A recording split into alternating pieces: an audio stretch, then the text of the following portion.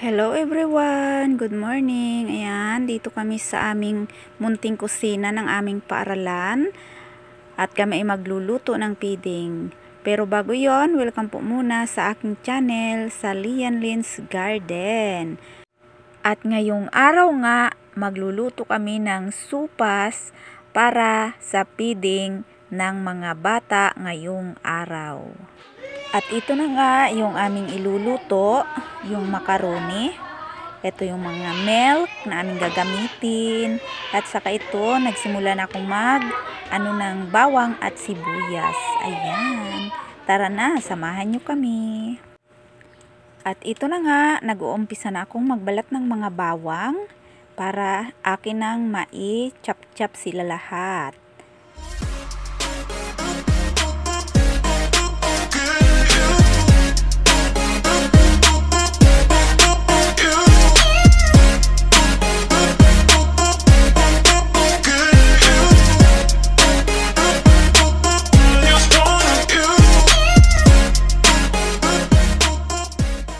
At sunod naman natin ang sibuyas. Ayan. Atin na pong hihiwain ng maliliit ang ating sibuyas para ready na po sa pagluto mamaya. Wala pa ang aking mga kasama, kaya ako ay nag-iisa pa dito. Kami ni Sir ang nandito pa lang. Dahil medyo napaaga ako ata ngayong araw. Kaya ayan, nasuluhan ako at yung aking nini ay ayan pa, gala-gala din kasi wala pa yung kanilang guro. At ayan, carrots naman ang ating sinunod na chinap-chop.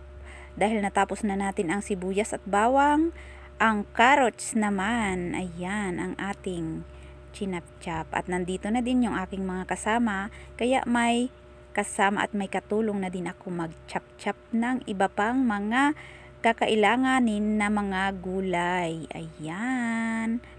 At pagkatapos nga ng carrots, si repolyo naman.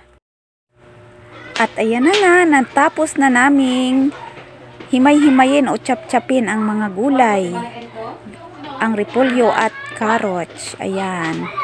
At ayan din ang mga sibuyas at ready na kami sa pagluluto ngayong araw ng piding ng mga anak namin dito sa aming paaralan. Ayan. Tara na at samahan nyo kaming magluto. At ayan, nakasalang na din yung aming pinapakuloang manok na hihimay-himayin din para isahog din sa aming supas. At ayan, malapit na din maluto. Kunting oras na lang. At habang hinihintay naming maluto, relax-relax muna kami. At ayan na nga, luto na ang nilagang manok para aming himay-himayin at aming isahog. At dahil ready na din yung aming mga kakailanganin lahat, ito na lang yung aming i-ready at yung aming paglulutuan. Puro manok, Ran, puro manok. Ayan, medyo madami-dami itong aming himayin at napakainit, napakausok pa. At ayan na nga yung aming manok na hihimay-himayin para aming isahog sa aming supas. Ayan, kahit mainit, amin nang aanuhin ito para makapagluto na kami, makapag-umpisa na para maaga naming maibigay sa mga bata mamaya. Ayan. Gulang ang aking mga kasamang mga nanay na nagluluto para matapos na. Hindi ako makatulong kasi kulang yung mga kutsilyo at saka mainit din, kaya ito, video na lang ako.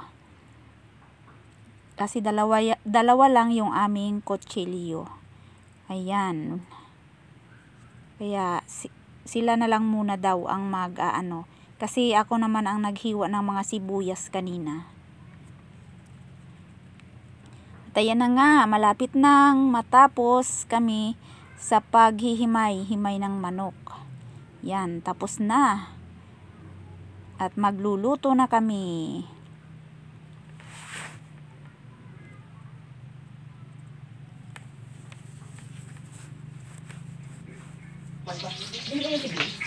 At ito na nga, nakaready na yung aming kawali na paglulutuan at iniinit lang yung mantika mantika para ilagay na yung bawang Hindi, at saka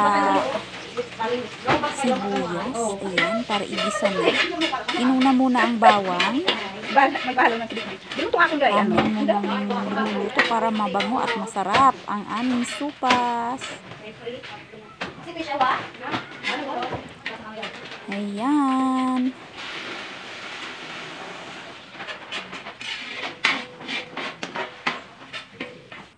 Yan ang mga kasama kong mga nanay.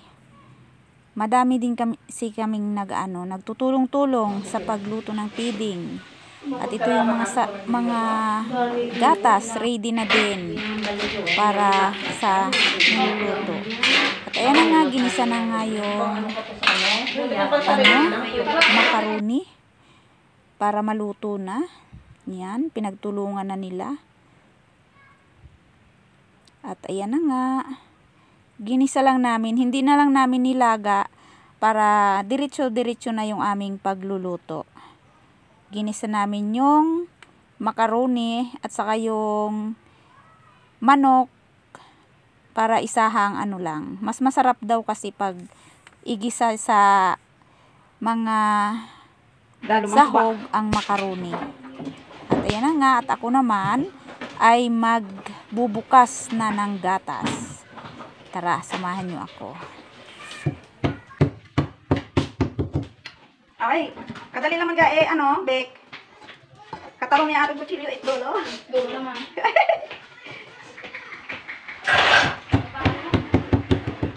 Sige, tayo yung pagpakan. Sige, baka may tingin mo. Wow! Baka naman ninyo mong natanas.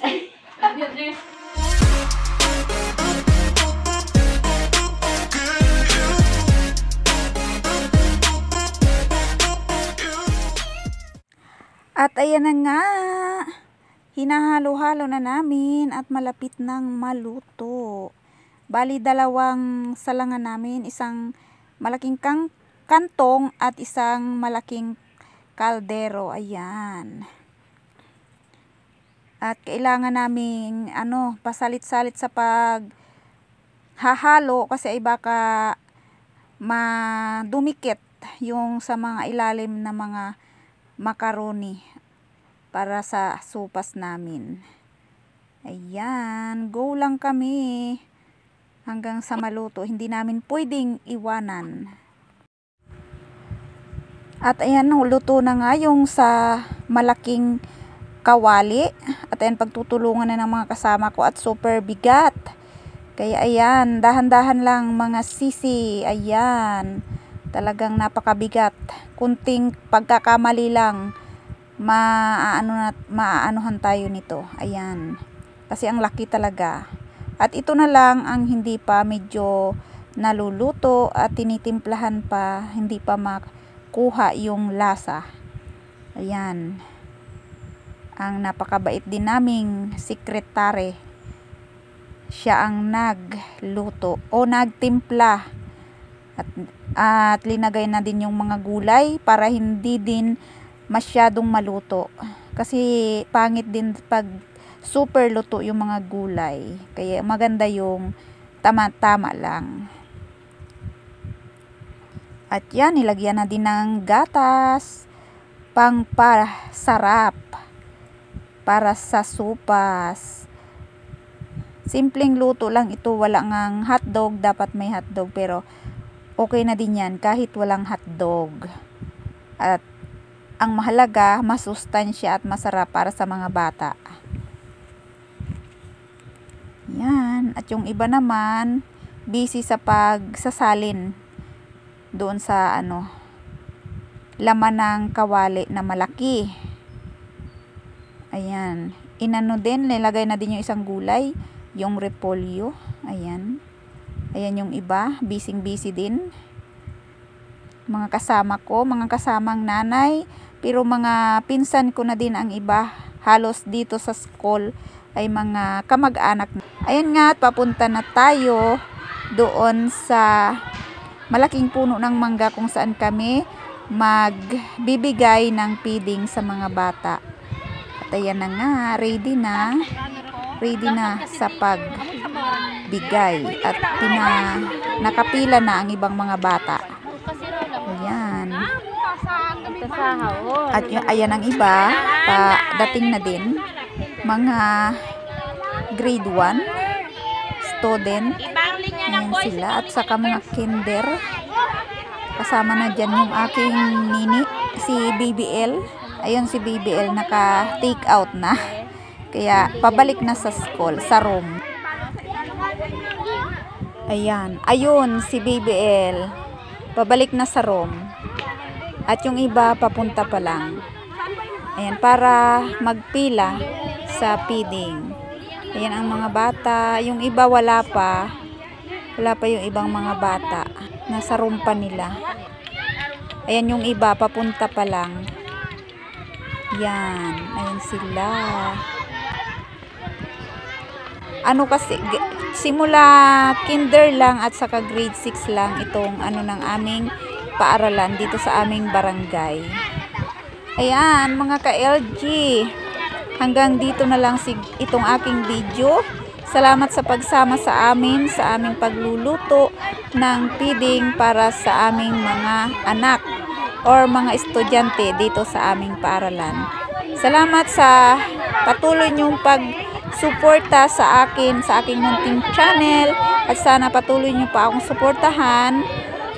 At sana kung nagustuhan niyo itong aking video ay paki-like na din at paki-comment kung nagustuhan niyo. At saka paki-subscribe sa hindi pa nakaka-subscribe dyan. At thank you sa lahat din ng nakasubscribe na.